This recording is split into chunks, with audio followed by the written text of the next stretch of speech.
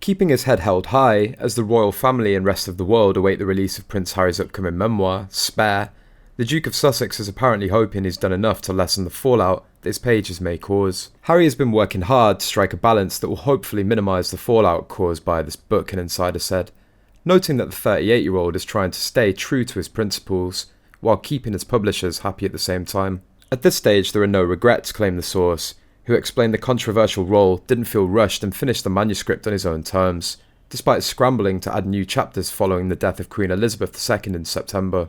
The source added that Harry had a great ghostwriter and edit team to work with as he relived some highs and lows of his youth for what is expected to be a groundbreaking tell-all about his life as a royal.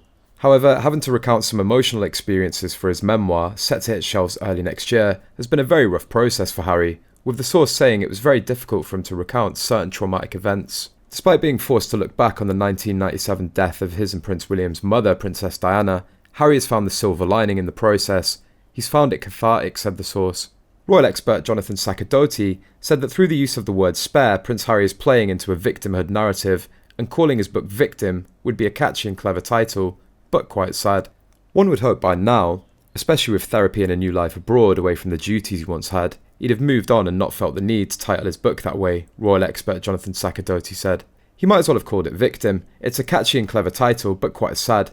In fact, he seems keen to tap into the vogue for victimhood that maybe plays well with some of his intended audience. The expert also pointed out that Prince Harry not only had a defined and rewarding role, but he was also constantly looked after and made to be a key part of the royal family's work, rather than a spare to its main aims and endeavours. Recently, Harry came under fire for Meghan's revelation in a latest podcast. Meghan described the UK citizenship test as so hard, and suggested her husband Prince Harry was unable to answer some of the questions himself. In response to Meghan's revelations, enraged Talk TV host Mike Graham argued the Duke of Sussex should be stripped of his own citizenship if he was unable to pass the test. During his regular talk show slot, Mr Graham addressed the latest episode of Meghan's podcast, which features First Lady of Canada Sophie Trudeau among others. The radio host said apparently while Meghan was here, before they left to go back into obscurity in America, she took a UK citizenship test, or at least wanted to. He played a clip from the Archetypes podcast before he added, "I'll tell you what, if Harry can't answer any of those questions, he should immediately be stripped of his citizenship." He continued on to read a list of mock questions from the citizenship test,